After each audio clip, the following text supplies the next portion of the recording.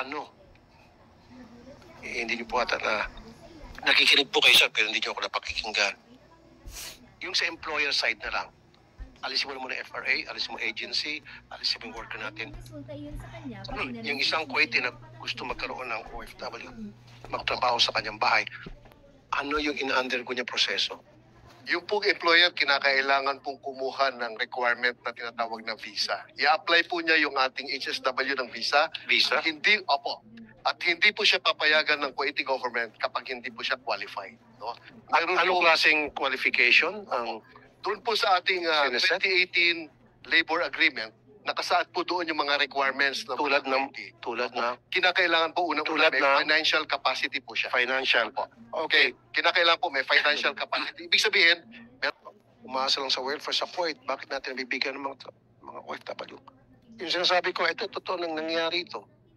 Na hindi na nga kayang pasweldohan, ibinebenta pa. Di ba? Alam niyo ito. So, hindi na screen. Okay, sige, financial capability. Failed. pangalawa po, kayo. Mr. Chair, yung kanyang police clearance. Napaka-importante po, tulad ng tanong po ni Senator Villar kanina, kung sila ba ay may record, hindi po papayagan ng kanilang government na bigyan po siya ng visa Financial, kapag po siya ay may okay. police record. Police clearance and then court. Okay. Sige. Court clearance. Ibig sabihin, wala siyang kaso sa anumang korte sa Kuwait. Clear siya. Dapat ganun po. Police clearance, court clearance, very good. Ano pa po, sir? Dapat po compliant po siya doon sa requirements tulad ng ilan ang tao sa bahay. Meron po kasing detalyadong information sheet yun na nafi-fill upan ng ating employer. Okay. No? Anong klaseng bahay yan? Ilang palapag? Number of, Household okay. members po. Household members. Okay. Nakalagay po doon kung may bata, kung may Okay. aalaga ang bata, nakalagay din doon kung kinakailangan magluto, kung merong cooking skills yung HSW, tatanungin. Tatanungin din po kung yung mga requirements, no? Ilan po yung employer at ilan po yung kasambahay doon sa loob. Napakaganda pakinggan. Music to my ears. Ang sarap pakinggan, ano? Kung ganun, it's a perfect world. For the OFWs natin to be there. Meron euro. Sir, wala. Sa ngayon po, wala pong ganyan. Magsasabi wala. At least, Okay. dadagdagan po. Then, I want neuro screening. Take it or leave it. Let's be firm now. Huwag tayo magbagbuntot sa mga employer na balasubas sa Kuwait. Neuro screening. Ayaw mo lang, gusto mo lang worker namin, magpa-neuro kayo. Kung ayaw nyo, nagdidili-dali kayo, nag-inapti kayo, heck, agis ko pa kayo sa bintana, sabihin mo. Diba? So, Juro, sir, na maganda yung sinabi niyo po, sir, use financial, police clearance, court clearance, financial capability, number of household sa bahay, number of members na nasa household. Tapos ilang floor yung lilinisin. Tapos kung may bata, dapat, tama? Yes, sir. Pero bakit kung ano ito mga sinasabi mo, eksaktong kabaliktaran, yun ang nireklamo sa akin. At ito yung mga reklamo na natanggap natin na inilalapit ko naman sa DMW. Again, thank you, Secretary Kakdak. Hindi ako matapos-tapos magpasalamat sa iyo dahil every problem na inilapit ko sa inyo, in-actionan nyo. Pero sana wag na yung ganun. Meron akong gustong tumbukin kasi tama po yung requirements na binigay ni Yusek Olalia at tama po yung observation nyo about compliances. Ang nagiging problema po ngayon, yung compliance, hindi natin na-determine at the DMW level with full certainty bago pa umalis yung worker. Ako na po magsasabi na yan ang gap na gusto nating tukuyin ngayon. At yan po ang i-address natin. Bago pa man umalis yung OFW, malinaw na kung saan siya pupunta, sinong employer, sinong qualification ng employer, ano yung job description niya ron sa employer na yon, ilan ang tao doon sa household, gaano kalaki yung ba, etc. All these things will come to the fore, Mr. Chair. Sa tingin ko, yun yung malaking gap, Mr. Chair. Yung OFW, bago pa siya umalis, hindi niya alam lahat ng impormasyon na yon. But more importantly, as you said, Mr. Chair, yung employer walang obligasyon na ibigay lahat yung impormasyon na yon. So yun po ang nakikita kong Yun ang gap. kukulang natin. Opo. Ako na po mismo, hindi po ako magiging totoo sa inyo kung hindi ako honest. So yan po ang sasabihin ko na sa inyo yung pagkukulang natin na Mr. Chair. Okay. Yung employer alam lahat ng buhay ng ating OFW, well screened. Pero tayo walang karapatan na malaman kung sino yung employer. Pupunta natin OFW. May narinig ako na hanggang 3 palapag yung bahay, may 2 bata, special child pa yung isa, siya pa magluto, 8 sila sa bahay, at isa lang yung OFW natin. Damn. So dapat meron pong inspection na bago lumapag sa airport sa Kuwait yung ating OFW na screen na yung bahay. Meron tagapunta, kaya ba natin po gawin yun na may pupunta tayong worker, titingnan yung bahay, inspeksyonin. Ay, 3rd floor, sa kontrata nakalagay 1 floor lang. Oh, meron palang 2 bata. Sabi, sa kontrata wala. 10 pala kayo. Mga ganun. Pwede ba natin magawa ng ano? Yung inspection po will have to be in coordination with the Kuwaiti authorities. Kahit pa man po dito naman din sa atin ay hindi rin pwedeng pumunta sa bahay natin ng mga embassies. So we will have to seek the help of the DFA para sa embahada natin sa Kuwait para matulungan tayo make ng necessary representation sa Kuwaiti authorities about the physical inspection part. Halimbawa na lamang po sa Singapore, meron ng spot inspection sa mga kasambahay natin na lugar ng pinagtatrabaho. Pero it is the Singaporean Ministry of Manpower who does it. We just need to get through that hurdle, Mr. Chair, coordination with the Kuwaiti government, and we will seek the help of the DFA along those lines. Yes, you did mention about DFA, nandito sa atin, si Yusek Eduardo Jose de Vega. Yusek, ano po yung take nyo dun sa mga sinabi ni Secretary Kaktak? At sa Singapore pala, mayroong magandang sistemang in place ang Singaporean government, and they do it themselves para mapaayos yung kalagayan ng mga workers natin. And sa Kuwait, what's wrong with Kuwaiti government? They don't want to follow that kind of system na meron ng Singapore. And then, magandang umaga po. Mr. Senator. Yung experience namin bago na turnover sa DMW itong mga protection for ATN, assistance to nationals. Yun nga, it's a same old story with Kuwait, no? As a diplomat, so alam natin kailangan malakas ang negotiating chip natin bago natin masabi sa Kuwait na i-require namin ng mga citizens yung dadaan dyan. Personally, I believe that when you mentioned na kailangan mag-reinstate ng ban, that is one, that's one incentive for Kuwait to agree. If we, again, reinstate the ban, and may I clarify, ang pagkaintindi ko rin, and I apologize to Secretary Kaktak if I misunderstood, after the Ranara case, nag-ban tayo Wala tayong pinapadalang workers sa Kuwait, not even those who were... ang pwede lang bumalik yung nandun na tapos may contact na. Pero yung bagong deployment, none at all. Pero doon tayo Well, that's not... Pero ito ang sinasabi kanina. Sa akin na may ban Meron daw, pero again, sinisisi pa ang problema dito sa side natin. Kailangan may experience. Pag wala ka experience, hindi kita ipapadala. Well, ang pagkaiti namin na yung state last year, pero partial lang, hindi pwede yung bago. So, I would say if we made this ban, and I will check with Ambassador Jose Cabrera. Sorry, Yusek, medyo napalit tayo dun sa purpose. That's why I ask you. The question is, mahirapan ba tayo na makipag-usap dito sa Kuwaiti government na magkaroon ng sistema tulad sa Singapore?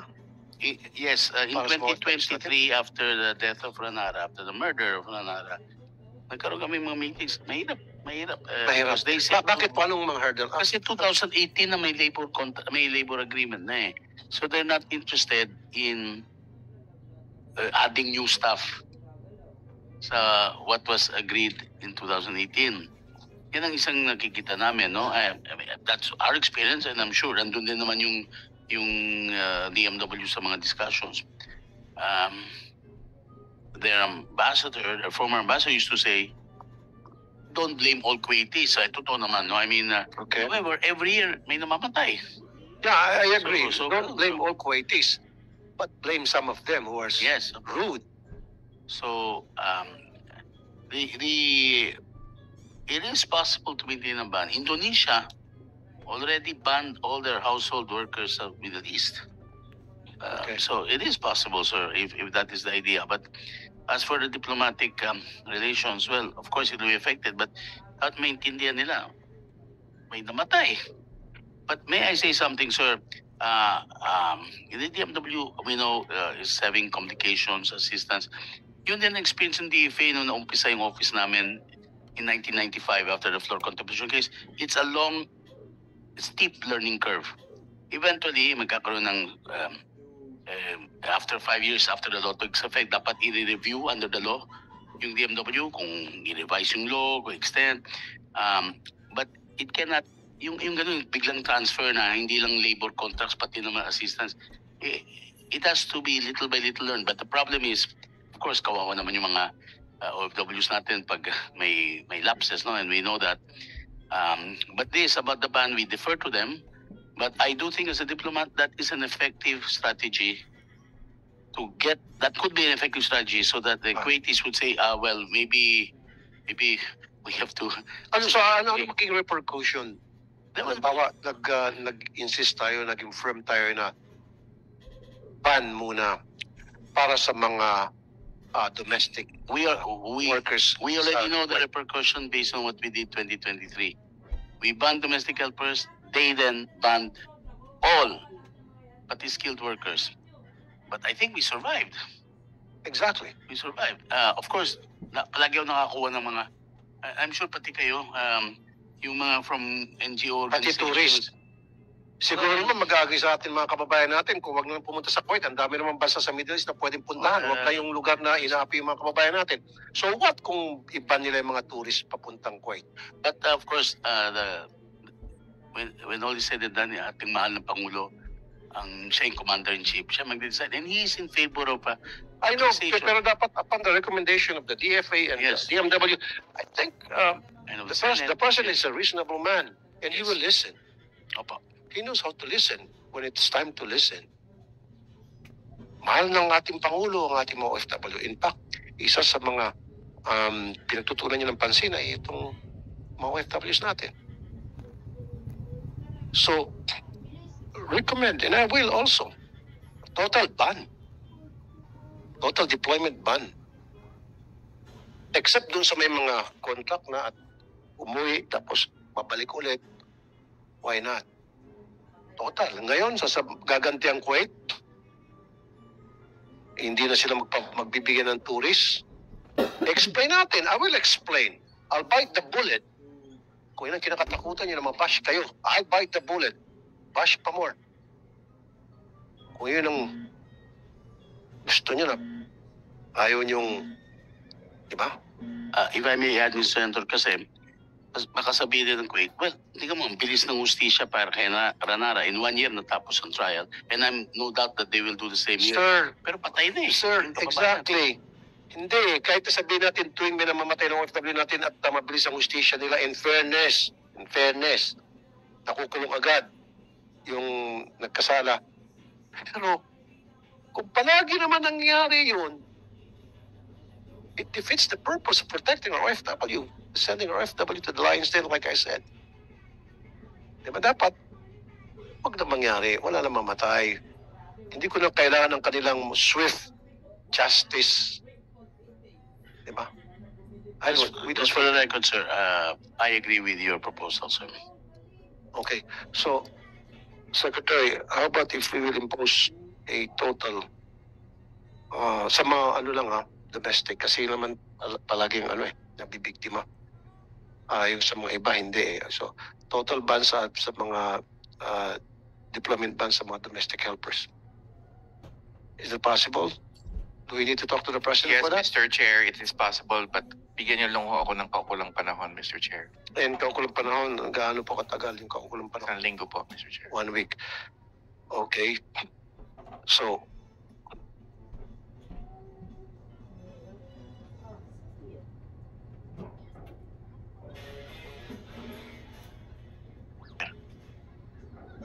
By the way, we received a copy of Senator Joel Villanueva's opening statement. Comsec, please insert the same into the records. Sige, gusto mo na pala magpakita ng video? May papakita kami video. Ito isang kapalpakan. I don't know kung sino pumalpak dito na maling bakdan. Masakit na nga yung mawalan ka ng kamag-anak na matay. Pagdating dito, makikita mo bangkay ng ibang tao at hindi yung mahal mo sa buhay. Why did it happen, Secretary? Unang-una, ang una pong masasabi ay nandito ang pamilya, si Tanya at saka si Angel. Humingi na ho akong pamahanin sa kanila bilang pahiwatig na as the Secretary of Department of Migrant Workers, I take full responsibility for what happened. Ako ang kitang-kita sa video, ako ang nagbigay ng utos na madaliin ang pagpapauwi. Humingi ho kami ng paliwanag. Ang mga nagkaroon po ng responsibilidad dito, una yung service provider na hiningan namin ng paliwanag. Siya po yung cargo transporter nung labi. Matagal na rin ho natin siyang na-engage mula pa nung panahon na nasa DFA. So, authorized din siya ng embahada. So, ayon sa paliwanag ng cargo forwarder, ay binigay sa kanya ng Kuwaiti Criminal Investigation Division ang labi with the name ni Jenny. At ang sabi doon sa sulat, I think we gave your office a copy, Mr. Chair, ng service forwarder. At that point, sabi nung service forwarder, walang maka-identify na family nung victim, nung di Jenny, nung OFW. And the next sentence in his explanation was that posibleng nagkaroon ng pagkakamali sa fingerprinting. Usually, we rely on the fingerprinting kasi yan ang exact science. Yung fingerprinting, meron niyang record sa Kuwaiti side ng bawat pumapasok doon. At kung nasawi ang isang tao, simple lang, sa kasong ito, buong-buo ang labi ng katawan, kaya't madaling makuha yung fingerprint ng labi. But yun ang sabi, no? So ako, sa side ko, Mr. Chair, meron pang higit na pagpapaliwanag na kailangan makamit sa service provider dito. And we have also requested our embassy in Kuwait to seek an explanation, including a meeting with the Criminal Investigation Division of Kuwait, including the service provider, with a view to filing a claim for negligence and damages for the wrongful repatriation, Mr. Chair. Thank you. Meron ba tayong member ng NBI dito na gumawa ng autopsy kay Jenny? Dr. Simon Gasapo, Medical Legal Division. Is he here? Good morning, Mr. Chair. Doctor. Good afternoon to you, sir. Thank you. Morning. Okay, base po sa ginawa niyong autopsy, tapos na lumabas na yung result? May foul play ba o talagang nasuffocate? Mr. Chair, I have to apologize because we have still an ongoing histopathological examination, but we already have an initial findings as to what we have seen in the autopsy. Ano po initial findings? So, as to our initial findings upon opening the body, we assessed that there was a redness in the trachea or the airway, and then there was hemorrhage or petechiae present on both lungs with a bright red color, which is not usually what you see in a healthy or ordinary lungs. And then our toxicology results came out just this morning, indicating that the deceased, there was carbon monoxide present on the blood of the deceased. Okay. So, ibig sabihin na suffocate nga. Yes, sir. As for our cause of death, it should go as asphyxia due to inhalation of respirable gases, specifically carbon monoxide, sir. Okay. DMW or OWA? Anong sinabi ng Kuwaiti government, yung police report nila doon Ano naka-indicate? Was it accident or sinadya? Ang ulat ng sa police report side is that nagsindi sila ng merong metal coal stove doon sa bahay. This was a chalet resort, hindi ho ito yung bahay ng employer. I suppose they went there for the New Year holiday or what have you. At doon nag-inhale sila ng smoke ng coal overnight. Ang sa side naman po ng DMW, Mr. Chair, at napaliwanag ko rin to kay Natanya and Angel, kahit wala pa yung autopsy report ng NBI, which will report on the criminal nature of the incident, we are moving forward to file a case of negligence against the employer. Kasi they were transferred to a bahay bakasyonan. And we feel that the employer should have taken the necessary precautions to at least warn them about the new place, the new room, the ventilation in the room. There was a metal coal stove in the room reportedly. And what they could do, what were the precautions they could do under the circumstances na may metal coal stove dun sa kwarto na walang ventilation. So these are all indicators to my mind, Mr. Chair, of possible negligence, and so where we are filing a case in Kuwait on negligence on the part of the employer and damages, Okay. civil action.